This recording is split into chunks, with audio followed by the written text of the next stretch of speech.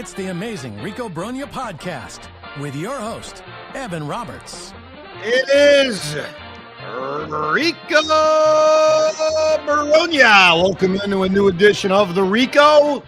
Evan Roberts, we got a lot to talk about. A lot to talk about nothing, honestly, because the offseason is obviously at a standstill, not just for the Mets, but for a lot of teams, though we did see the Edward Cabrera trade, which we will discuss in relation to the New York Mets. I will address a very angry email I received in which the headline is, Evan Roberts is a shill. So we will address that. Framber Valdez versus Ranger Suarez, all sorts of goings-ons. Oh, yeah, the signing of Christian Arroyo. Who could forget that? But I want to start with Kyle Tucker again. And before I did this edition of the Rico, I actually went back. I don't listen to old Ricos. I'm not one of those people that want to hear myself talk. The only time I go back and listen to old stuff is A, if I'm looking for archive things that I may want to play, or B, if there's a segment I really hate and I just want to get better, right? It's like watching film. And I went back, and you could actually do this when you listen to podcasts, whether it's the Rico or any other podcast. You could, especially I think if you download at Apple Podcasts, I'm sure you could do this in other places, but I know you could do this with Apple, where you can search a transcript and you could put a word in. So, for example, you're listening to the Rico and you just want to hear if your email is read. I guess you can search your name, and if I ever say that name, it pops up that point of the Rico. So I went back to the last few Ricos and searched Kyle Tucker because I have been adamant that I don't see a world in which the Mets sign Kyle Tucker. And the reason I went back and listened to the archives is I wanted to make sure that I was not expressing that I don't want Kyle Tucker, because those two things are very different. There's a difference between, based on the way this offseason has gone, based on the signs I'm kind of reading of the David Stearns offseason, based on a lot of little things, I don't see them signing Kyle Tucker, which I'll continue to expound on. But I wanted to make sure in those discussions, I was never putting out there that I don't want Kyle Tucker. Because while Kyle Tucker may come with flaws or may come with questions, obviously he missed time last year due to injuries. There's even these outside questions about his love of baseball and things of that nature, or how he fits on this team, or versatility, or are they too left-handed? I'm not saying he's perfect. Nobody's perfect. But I wanted to go back in the archives and make it very clear that I never said I don't want him, because I would. I mean, if the news broke, whether it's today on the Rico or if I'm live on the radio, that says Mets sign Kyle Tucker, and we don't have the details on a contract, it is just simply the Mets have agreed to a deal with Kyle Tucker, I would be excited. I mean, why wouldn't I? He is an excellent ball player who would make this lineup a lot better. He's really good defensive. He's a fine baseball player who makes this team better, right? So obviously I'd be excited about it. I would then ask, what's the contract? What's the contract? Because that does matter. How much a guy is being paid to a degree matters. How many years he got matters. So before I continue on with my reasons on why, despite recent reporting, I still don't buy the Kyle Tucker stuff, I would be ecstatic if they signed him. Would it be enough for me to say, I prefer this over keeping Pete Alonso? I'm not saying that. I almost think we're at a point in this offseason where I'm not sure if there's anything they can do that would make me say, oh, this is even better than what I thought of or what I was hoping for. Because I don't know if that could happen. Maybe it can. They trade for Tarek Skubal. They sign Kyle Tucker. A bunch of unimaginable things all happen. Is there a chance you and I, forget just me, but everyone in the audience walks around and says, hey, this offseason was great? I don't know if we can get to that point. But I do agree that the offseason is incomplete. And so while I may not be happy right now, and I don't think most of us are happy right now with the offseason, we are open-minded enough to know that things can change on a dime. Now, let me get back to Kyle Tucker. So some of the recent reporting, Jim Duquette was one of them, who I respect. I respect these reporters. I'm not saying they're making anything up, is around there isn't a huge market for Tucker, that he may have to settle for a short-term contract. I have said in the past that that's the only avenue I could see it end up happening where the Mets somehow swoop in and get him, though I still don't think that would happen, is if he has to settle for like a 3-year deal with a bunch of opt-outs. But even that, And I'll give you two big reasons why even if that would cause me, three reasons why that would cause me even still to not think they would get him if he had to settle for a short-term deal. Point number one is the qualifying offer. We talked about this with Michael King, and I think it would qualify with Kyle Tucker, which is I don't believe they'd be willing to give up the draft pick capital for a guy who potentially would be on a one-year contract. Now, I want to chime in with my opinion because that's what I don't think the Mets would be willing to do. If you ask me, all right, Evan, would you be willing to lose the draft pick compensation that comes along with signing a qualifying offer free agent like Kyle Tucker, and it's a 3-year deal, it's huge AAV, he has opt-outs, he opts out, and he's gone after a year. Are you willing to sign that player despite losing a pick?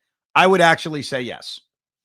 The reason I say yes, and maybe I wouldn't say it about Michael King, is I think the reward on Kyle Tucker is high. He is an elite level player when healthy. He is a guy that changes the complexion of this lineup. With all due respect to Cody Bellinger, and I've said this on The Fan, mostly in Yankee discussions with Cody Bellinger versus Kyle Tucker, we got to cut it out. Kyle Tucker's a far better player. Now, you can tell me all you want about versatility or the kind of contract he's going to get. I respect that. I get that Cody Bellinger may sign a 4 or 5 year deal, which Kyle Tucker is not signing, and Cody's going to make a lot less money, and Cody can play center field, which Kyle Tucker hasn't done, and Cody can play first base, which Kyle Tucker hasn't done. I get that. I respect that. There's a value to that. Kyle Tucker is a more consistent and better offensive player than Cody Bellinger. So that goes without saying. But if he signs that short-term, opt-out laden AAV contract, number one, despite my willingness to do it, I don't believe David Stearns will be willing to give that contract out, knowing he could opt out after 1 year or 2 years, and they would lose him. And by the way, they would not get the qualifying offerability on Kyle Tucker because once the QO is made, it's one and done, as we saw with Pete Alonso. So it is a double deucer for you in that you give up, you don't get upon losing him a year or two from now. I am heavily skeptical that David Stearns would be willing to do that. And for the record, I disagree. I would. Number two, while I appreciate the spending of Steve Cohen when it comes to signing Juan Soto, I don't have any confidence he'll outbid the Dodgers. I'll be honest with you. The Mets have a high payroll. That's great. The Mets are going to have a high payroll. That's great. I'm not denying any of that. I'm merely telling you, and I think most people would actually agree with me on this. If Kyle Tucker is settling for a short-term high AAV contract, do you think he's outbidding the Dodgers? I don't. Now, I think if we sat here a year ago, even 6 months ago, maybe the confidence level would be different. And we'd say, oh yeah, they'll outbid the Dodgers. They outbid the Yankees for Juan Soto, which they did. And I'm not taking anything away from that. In this particular instance, with this particular player, considering what the Dodgers have already done and what the Dodgers have left to kind of fill out their roster, they need Kyle. Kyle Tucker's not fair. They don't need Kyle Tucker. They're the World Series favorites without him. They could use Kyle Tucker. He fits what they're looking for very well. And if you're talking about a short-term, high AAV contract in which, dare I say, they defer some of that money, I have every reason to believe the Dodgers will bid more. I also have every reason to believe the Toronto Blue Jays would bid more. And those are the three teams that are currently being linked to Tucker. The Blue Jays, the Dodgers, and the Mets. I also think if you're Kyle Tucker, and you're ultimately accepting a short-term contract in which you're hoping to have a big, big year and then go back into free agency and maybe win along the way, are you picking the Mets over the defending world champion LA Dodgers 2 years in a row and the defending American League champion Toronto Blue Jays? I don't think you are. So I continue to list the reasons why I just don't see this happening. And I really hope that my fellow Met fans don't buy into this too much where you get excited over something that I just don't think is realistically going to happen. On a short-term contract, I don't believe they're going to be willing to give up the draft pick. On a short-term contract, I don't believe they are willing to outbid the Los Angeles Dodgers. on a short-term contract. I don't believe they're willing to outbid the Toronto Blue Jays. Let's get to the long-term contract. Kyle Tucker still wants a long-term contract. Do we really believe, despite his age and despite his defense, that they are willing to give in on another super long-term deal? And even if Tucker doesn't end up with what maybe he thought going into free agency, even a 7-year contract, let's just go with that, because that's less than what I guess was rumored to be believed he was going to get. Are the Mets giving Kyle Tucker a 7-year contract? I don't see it. Are they giving him a 6-year contract? I don't know if I see that either. If you look at the priorities of this offseason, it was getting rid of a long-term contract in Brandon Nimmo, not even offering Pete Alonso, not even computing the idea of giving Pete Alonso a long-term contract. And so the additions they made, Jorge Polanco on a 2-year deal, taking back a shorter deal in Marcus Semien, I don't see how they're going to be willing to give out that kind of long-term contract to Kyle Tucker. So again, I am now at the point in this offseason where I'm trying to move myself away from the emotion of letting Alonso go and the disagreement I had with their unwillingness to even hand out a 4-year contract. Obviously, it was going to take more than that. It was a 5-year contract. And I remember I mentioned about a month ago to everybody, hey, if they sign Cody Bellinger to a 5-year, $155 million deal, while I like the player on my team, I think my first reaction would be, are you serious? You wouldn't give it to Pete, but you gave it to him? I'm here to tell you, I think I've moved past that because I want this team to be good, and they need help. This lineup needs help. Their outfield right now is nothing. It's Juan Soto and pray for rain. That's all it is. It's Tyrone Taylor, who's a 4th outfielder. It's Carson Bench and Jet Williams, who are prospects. Don't give me Jahan Bay. I mean, they don't have an outfield. So, yeah, if you told me tomorrow, contract be damned in terms of what Pete should have gotten, that Cody Bellinger is being added to the fold or Kyle Tucker is being added to the fold, I'd be very excited to start making my new Mets lineups. I won't even make a Met lineup. Sometimes during the offseason, we have fun with that and say, hey, let's put together that mock Met lineup. I don't even want to do it because it's so depressing. The only thing I'll do is continue to make the point that Juan Soto should be the leadoff hitter for the team. That's literally the only point I'll make about it. So that's where I stand. I remain very, very skeptical about the Kyle Tucker connection that the Mets have, and even the Cody Bellinger stuff. It feels like Cody Bellinger right now, this is the way it feels about Bellinger and the Mets' involvement and the Yankees' involvement, that the Yankees so far have been the most serious team for him. They're trying to bring him back. What is that contract? It's probably a 4 or 5 year deal. It's probably $30 million a year. And Cody's agent, Scott Boras, isn't getting the market he expected. And so while the Dodgers are probably interested on a heavily deferred contract, because that's what they do, and while the Mets are probably interested, I don't think any of those teams have matched what the Yankees have matched. And I don't think there's a willingness from Scott Boras to say, okay, that's the best deal. Let's go take it. So it feels like the Yankees right now are almost battling themselves. Scott Boras is holding this thing out until he gets what he wants, which is probably more than Pete Alonso got. And for us, we have to just kind of wait and see. And maybe there's a let Kyle Tucker sign aspect to this. Let the Dodgers miss out on him. And maybe they're a bigger bidder for Bellinger. Again, the Mets don't get Kyle Tucker. So now their real only major upgrade option in the outfield is Cody Bellinger. So I think we are in the midst of a standstill. But I think we're in the midst of a standstill where the Mets have to outbid the Yankees for Cody Bellinger. And I just don't see it happen. So as we sit here today, and I am recording this on January 7th, maybe you downloaded this on Thursday, January 8th. We're actually recording this earlier.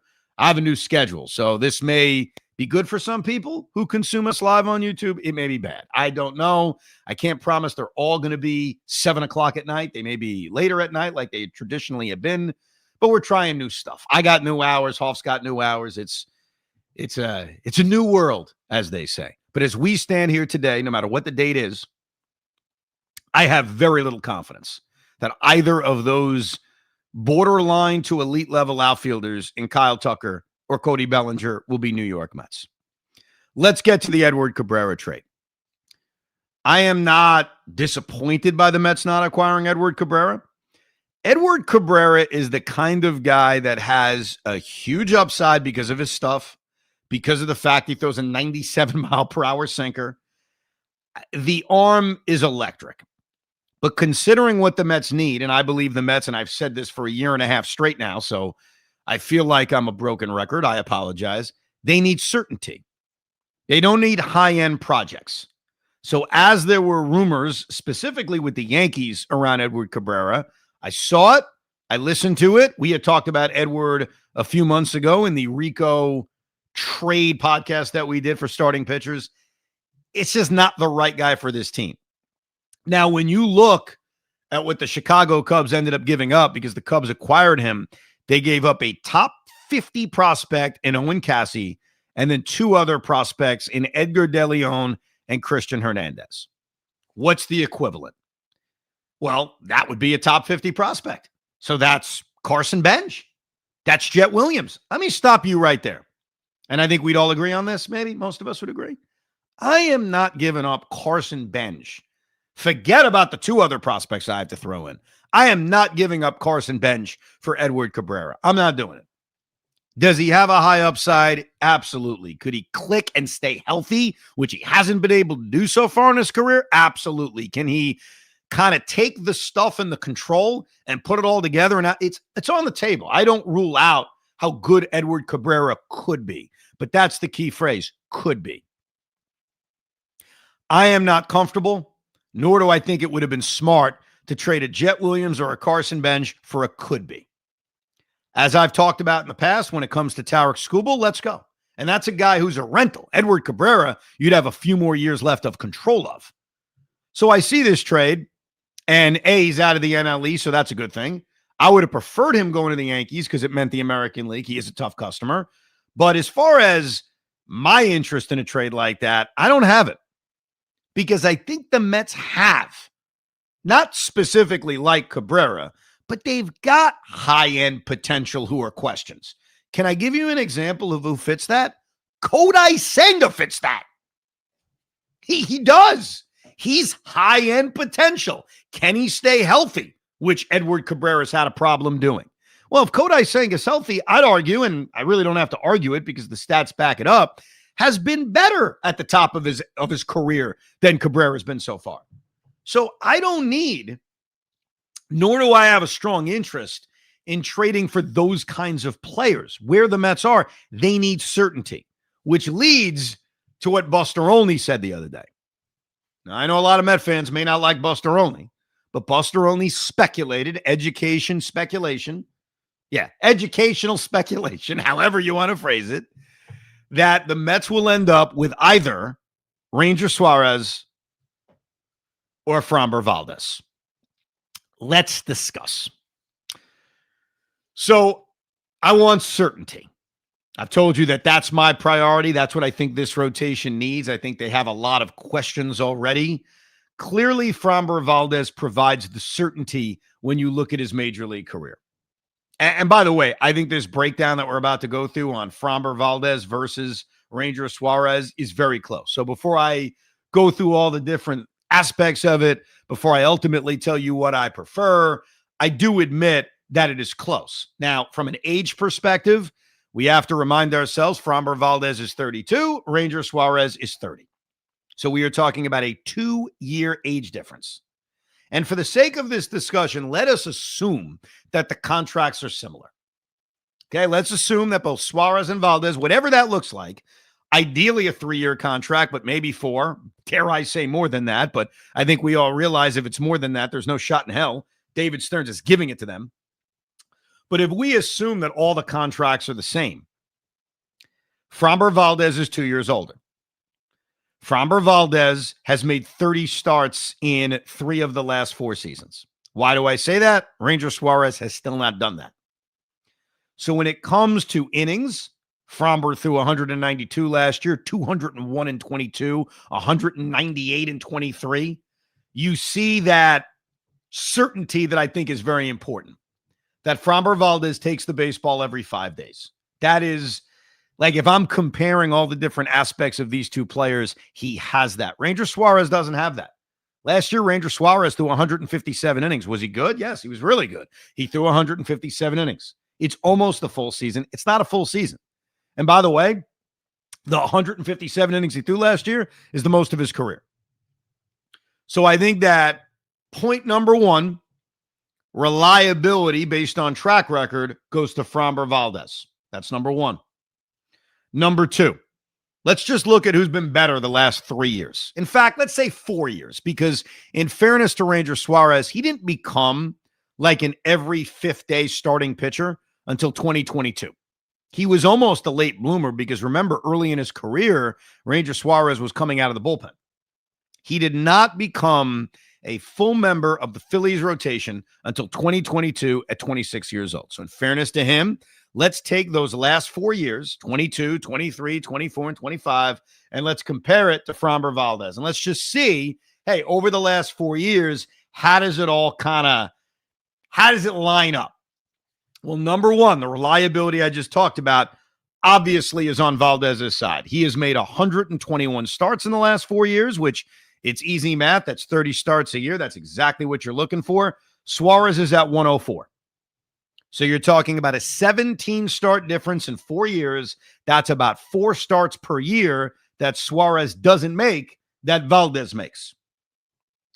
In terms of ERA, Framber Valdez, 3.21. Ranger Suarez, 3.59. Very close, but edge for Framber Valdez. Innings pitched, 767 for Valdez, 588 for Ranger Suarez. So you're looking at almost 200 innings over those 4 years. That is significant. And so far, yes, these are all edges for Framber Valdez. The only stat that Suarez does well in is his control is a little bit better. He walks fewer guys than Framber Valdez. In those 4 years, Framber went to the All-Star game twice. Suarez went once.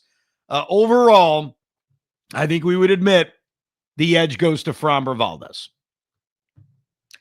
Here's where it's going to turn now, I think, with Ranger Suarez. The trend. The trend of, okay, that's great, Evan. You just told us about the last 4 years. Where do things look like they're going? Because you're not signing somebody for what they've done. You're signing somebody for what you think they're going to do. And as we've already mentioned, Framber Valdez is 32. Ranger Suarez is 30. You're talking about a 2-year age difference. Last year, Ranger Suarez pitched to a 3.20 ERA. Framber Valdez was at 3.66. Suarez, 3 straight years, has seen his ERA go down. He has seen his whip go down or slightly stay the same. He's seen his walks go down. He has seen his strikeouts pretty much stay the same. You've seen his FIP go down. You've seen his WAR pretty much go up. I mean, last year was one of Suarez's best seasons.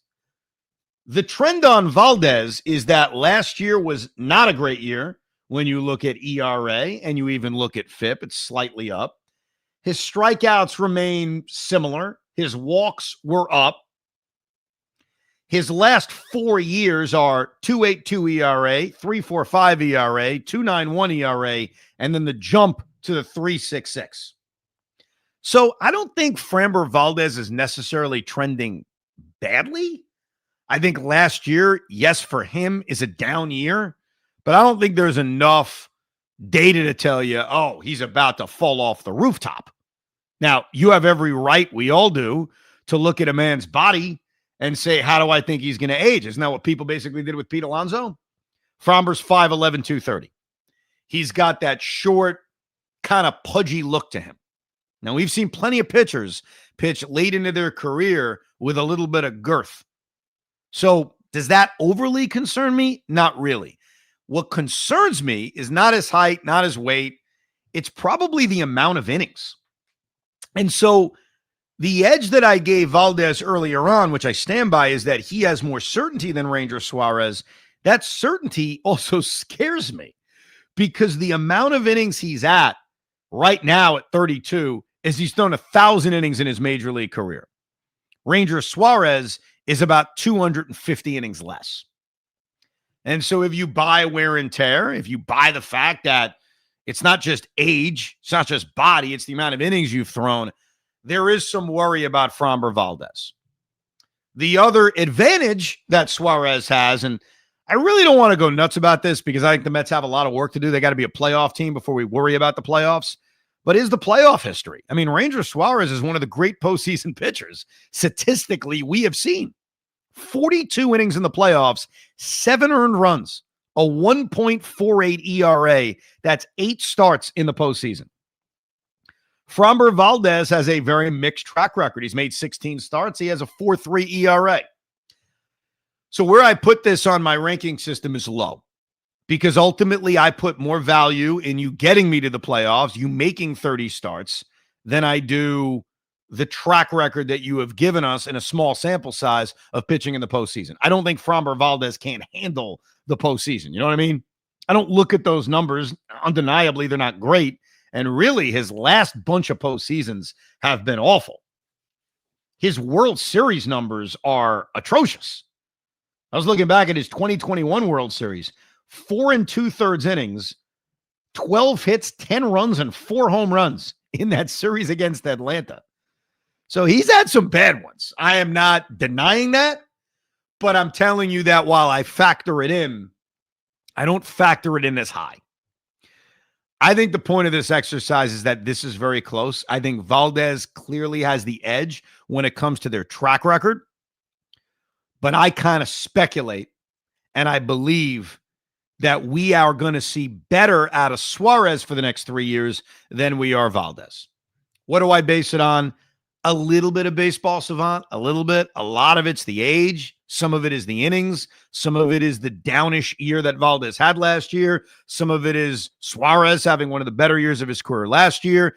And then also the familiarity, the fact that he's pitched in the NL East, the fact that he's pitched in Citizens Bank Park a lot. And oh, by the way, you're going to have to go there again. He's pitched at Citi Field plenty. You're asking Valdez, even though the league change doesn't mean as much as it used to switch leagues. So to me, and I'm curious what the people think, you always can email us, theRicoB@gmail.com. Is that the email address? Yes, theRicoB@gmail.com.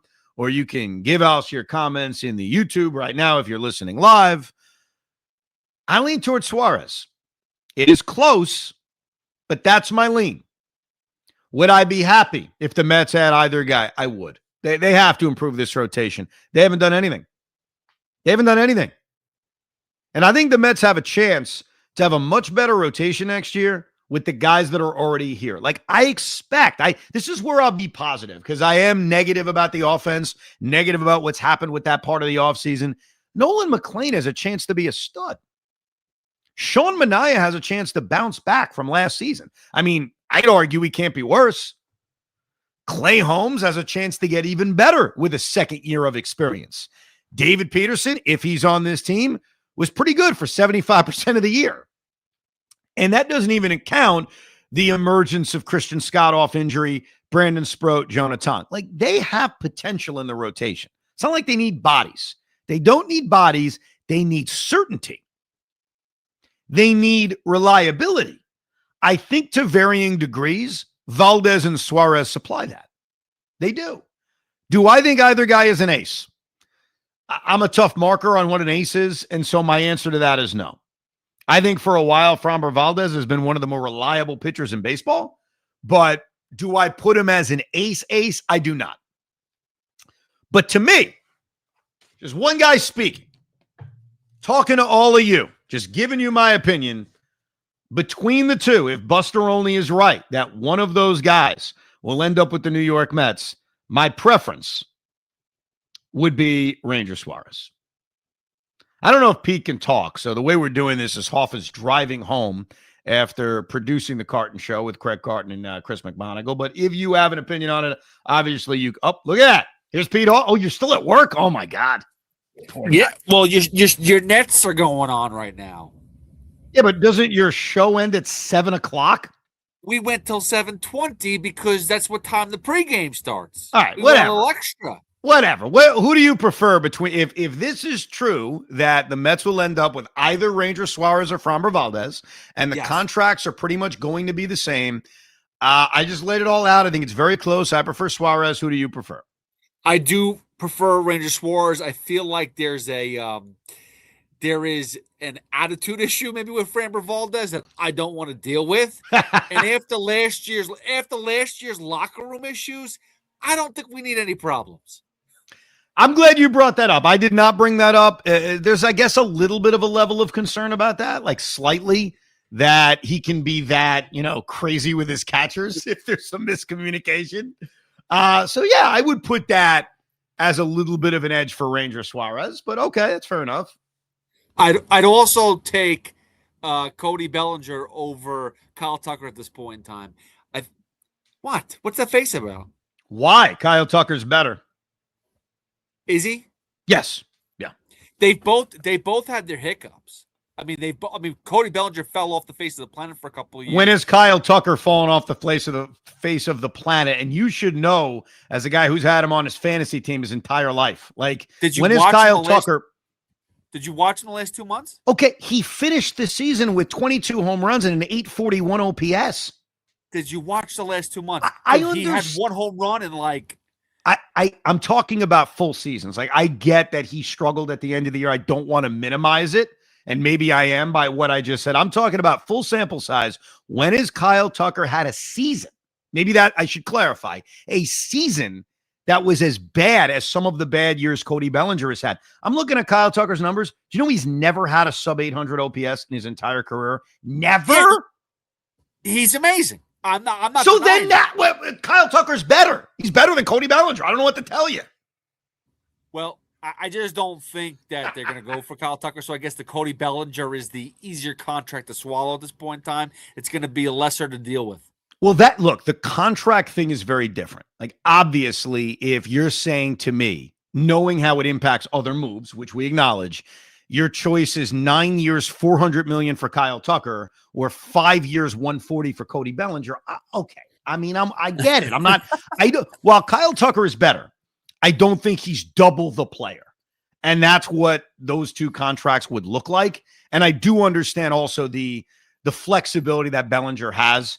I think if Kyle Tucker comes here, either he's moving to left field or Soto's moving to left field. By the way, I do want to address this before I get to the email that called me a shill.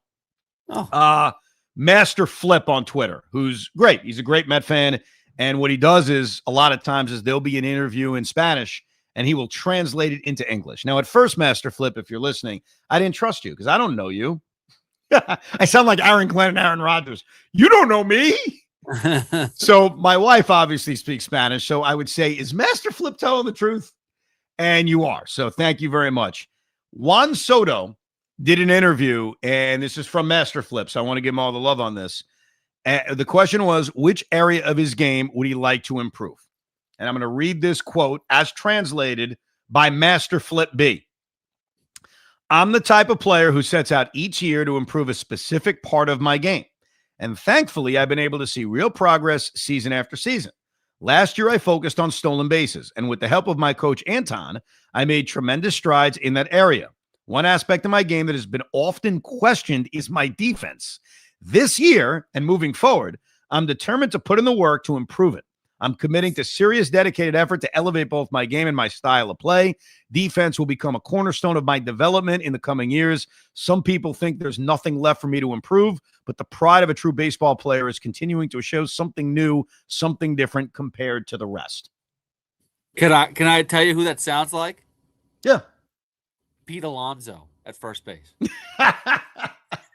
Well, in fairness, Juan Soto said he would improve his stolen bases, and he went out and had a 40-40 season. So True. The track record of Juan is there. I would love to see it. Like, I think all of our answers as Met fans is go do it. And Juan has played left field. Kyle Tucker's played left field. So I'm not overly worried if I'm dead wrong about the Kyle Tucker stuff. And I hope I am. I said this at the top of the pod. He makes the Mets better. Like, I don't care about being right. I'm not gambling. I'm not making money off of it. I'm always just going to tell you how I feel. If I'm right, will I brag about it? Maybe. And if I'm wrong, especially on things that I that benefit my team, I'm happy about it. So I hope that Dan, loyal listener to Evan and Tiki and the Rico, sends all the clips of me saying Kyle Tucker won't be a Met. Kyle Tucker's an excellent player. He'd make the Mets better. Soto also went on to say that he'll play first base someday. Not now.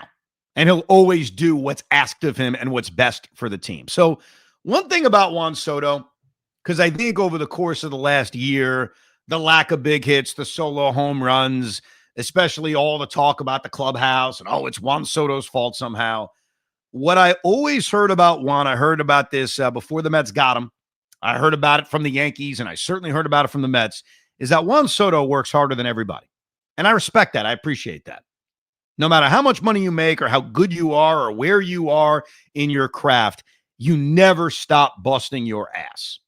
And Juan Soto has clearly proven he's that kind of guy, and I respect it. Now, I want to read an email from David.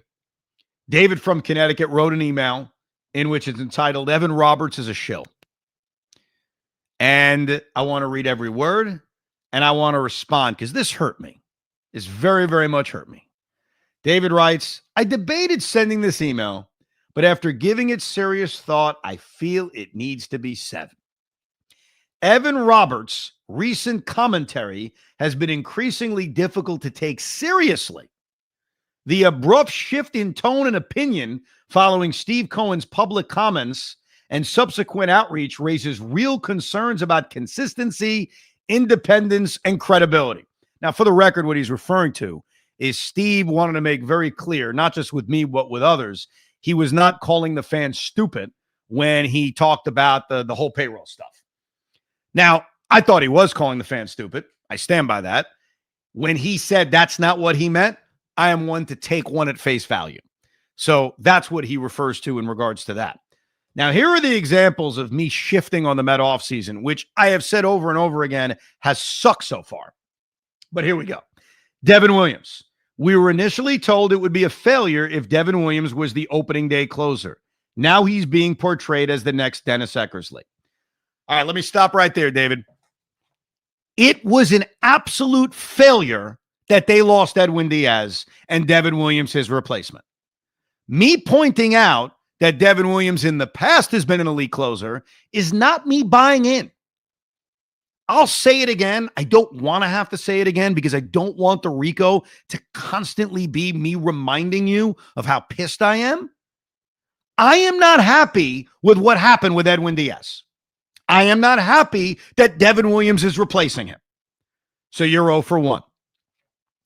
Luke Weaver, first framed as a project, he's now discussed as though the Mets have acquired the greatest setup man in franchise history. I don't think I've ever referred to Luke Weaver as the greatest setup man in Met history. I don't mind the signing. Is he a project? He's weird. Like, most relievers are very up and down. There are very few relievers who give you consistency on a year in and year out basis, which is why I wanted them to keep Tyler Rogers, because Tyler Rogers supplies that. Luke Weaver, a year ago, not this past season we had.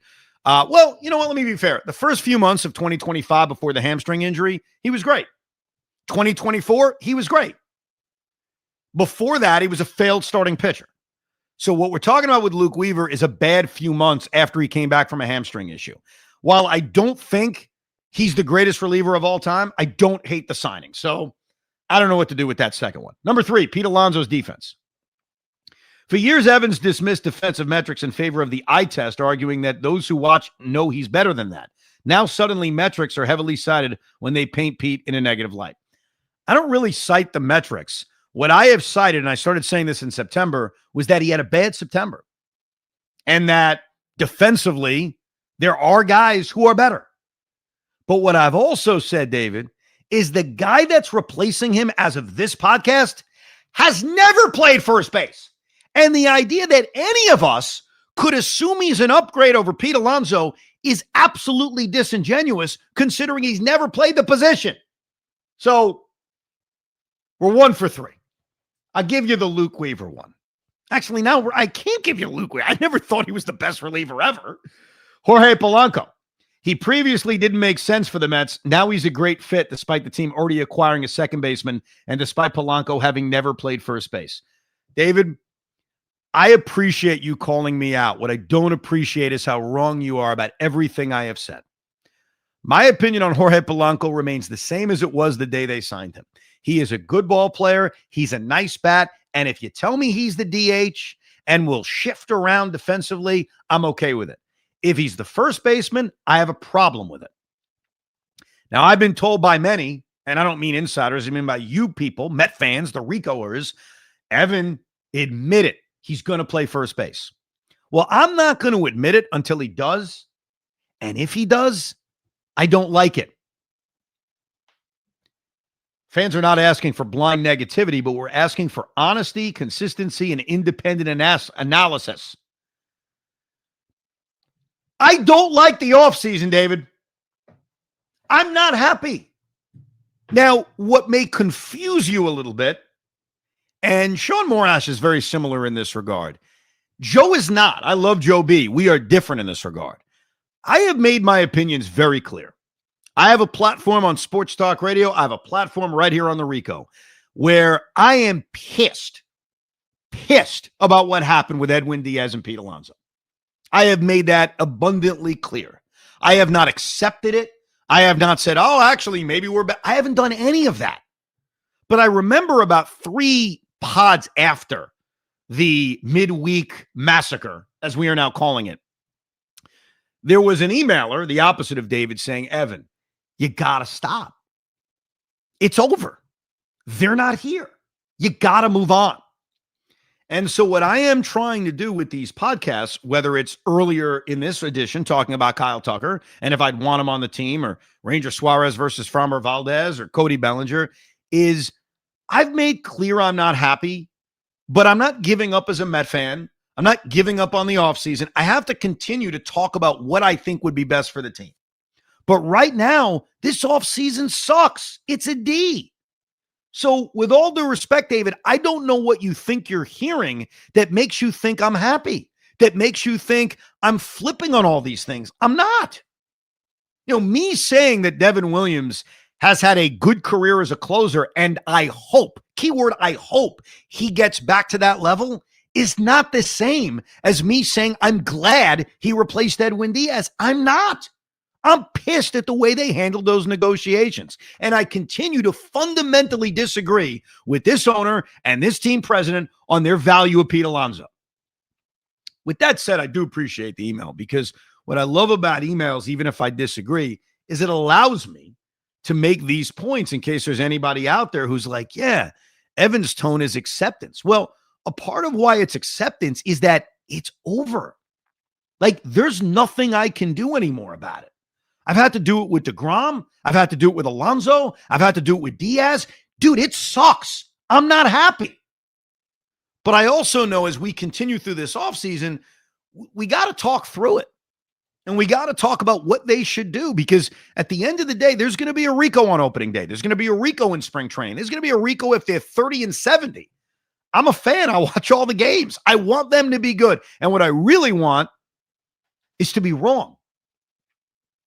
What I really, really want is, like I mentioned, Dan, who listens to the Rico all the time and provides all the audio of things I said or Sean Morash said or Tiki said.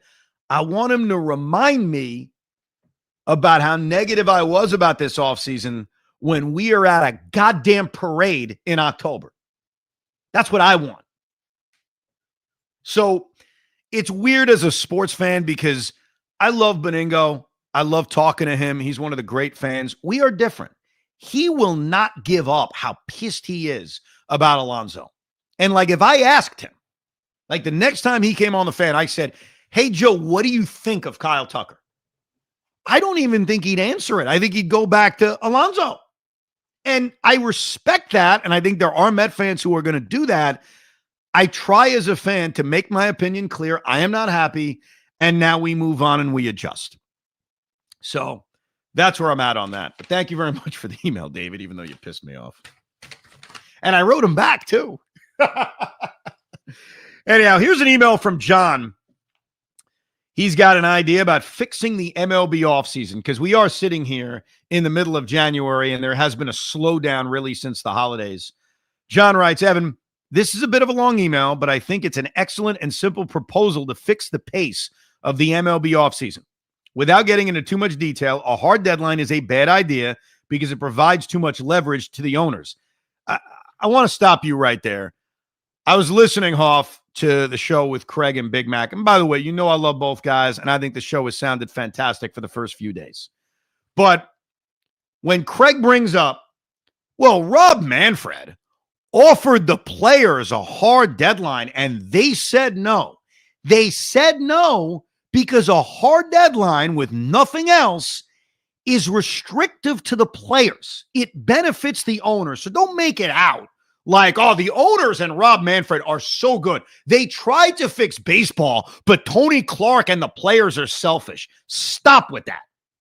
I love you, bro, but you know that was completely an owner-favored offer to just say, here's a deadline. We tried. Stop. It's got to be more nuanced than that. Anyhow, I'm hoping that John's proposal is nuanced. Instead, what if we incentivize teams to sign players early? And what if those same incentives made a player want to sign early? Here's my proposal. Choose a date. Let's go with January 1st. Before this date, any player signed will not have a compensation pick attached to them. Before this date, any player signed will not count towards the luxury tax. You can even have multiple dates to phase the incentives. An example, attaching higher draft picks, 4th or 3rd round, to increasing the luxury tax, 100 to 150%. After a second date, a later date, let's say February 1st. This will incentivize a team to sign a player earlier because doing so will cost less assets, i.e. draft capital and tax money. This will incentivize a player to sign earlier for the same reasons. Waiting will only make a player more costly and thus hurt his market. I know this doesn't fix the issue of parity in baseball, but I think that is a separate issue not tied to the pace of the offseason. In the past, we never complained about the speed of the MLB offseason when only big market teams were competing for free agents at the winter meetings. The issue now is that nobody is competing for free agents at the winter meetings. It's merely a feeling out or checking in fest. In my opinion, this will be a better starting point than creating a salary cap, something the MLBPA will never agree to. I'd love to hear your thoughts. John, I love it. And I've talked about a variety on that, not as specific as you. So I give you all the credit years ago that deadlines don't work for the reason I just laid out. The deadlines are anti-player. They're pro-owners. It benefits the owners. That's why the players say no. They don't say no because they're selfish and they don't care about the growth of the game. Players, like owners, will say yes and no based on what benefits them. So they're both equally as selfish in how they make decisions. So I like the idea that there's an incentive for the player to sign. There's an incentive for the owner to sign you, but it doesn't restrict the market. Because you can't say no one can sign after a certain date, because then what happens? And you almost put like too much of a penalty on waiting too long. When ultimately, is there a penalty for waiting too long for the player? There is, but it isn't completely restrictive. So if Kyle Tucker says, I don't really like any of these contracts, I'm going to hold out through the deadline, and the picks attached to him versus the picks not attached to him, which I don't think is impacting his market. I don't think Kyle Tucker's market is being impacted by the draft pick attachment. I think it impacted Alonso's market a year ago. I don't think it's impacting Tucker. Tucker could say, yeah, screw it. I'm sorry, it's not going to benefit the Dodgers and the Mets because they're going to have to pay the tax, but I'm going to hold out until I get what I want, and I'm willing to take this into February. So you would still have players cross that date line, but I think it's a great idea. I do. The problem is the owners and the players don't care. They don't care. They care about a new CBA, which they should. They care about the way that's going to look. But improving the offseason benefits who? Ask yourself that. Who does it benefit? It benefits me. It benefits you. It benefits fans. How does it make the owners money? It doesn't. Does it make the owners, players money? No. It's literally just an entertainment thing for us as fans. And I got bad news for you. They don't care about us. Rob Manfred doesn't care about us. Tony Clark doesn't care about us. They don't care about us. So, unfortunately, and I fully expect it. And by the way, I publicize my guys in the afternoon. Rob Manfred's going to be on their program on Thursday at 4:30. So depending on when you're listening, it may have already happened. It's coming up, and I can't wait to listen to it. But let me make this perfectly clear so you understand. No matter what Rob Manfred says, he does not care about you. So when Big Mac or Craig asks about a deadline for the offseason and Rob feigns like, oh, that would be so great, he don't care. Because it doesn't benefit the owners, and it doesn't even benefit the play. It doesn't benefit anybody other than me and you and the fans, and they don't care about us. So unfortunately, I appreciate the email, and I think most of us as diehard baseball fans have the same sentiment of trying to speed up the offseason or make it more exciting, but I don't think there's anything that really benefits the players and the owners to doing it. Hence, it's not a priority. Hence, it's not going to be done. The owners offered a deadline not because they care about us. They offered a deadline because they know it would benefit them if the players ever agreed to it, which they were never going to agree to. So there you go. Email the program. We'll have a mailbag coming up in a couple of days where we'll hit a variety of Met topics that you control. When you email us, thericob@gmail.com, thericob@gmail.com. Let me just see if I missed anything. Oh, yeah, Arroyo. The Mets signed former Giants prospect Christian Arroyo to a minor league contract. Again, don't fret it. Right-hand hitting third baseman. Could he possibly end up in the major leagues at some point? Sure. But he has basically become a quadruple A player the last couple of years. Was not in the majors the last 2 years. I think the last time Arroyo was in the major leagues was 2023 with the Red Sox. Right-hand hitting third baseman. Used to be a big prospect. It obviously didn't work out for him. That's another one of those depth signings. So don't freak out about it. There's going to be plenty of those. We've already seen plenty of those. We do appreciate you downloading the Rico Brogna. New start time for Evan and Tiki, 10 a.m. Monday through Friday, if you want to check that out. And if you want to check out the archives of the Rico Brogna, including our rewatchable of Game 6 of the 86 World Series, that's episode 615. A lot of great feedback to that. We'll talk more about that on our mailbag edition of the Rico. And I do remind you, our next Rico rewatchable during this offseason is the return of baseball to New York after September 11th. It's famously referred to as the Mike Piazza game, the home run he hit against Atlanta in the return of baseball after 9/11. So whenever you guys have time, if you do have time, rewatch the game, and we'll do a rewatchable on that in the first week of February. Thank you very much for listening, downloading, and hanging out with us on another edition of Rico Brogna. We hope you enjoyed this episode of the Rico Brogna podcast. It's amazing, isn't it? Make sure you download it now to keep it on you at all times.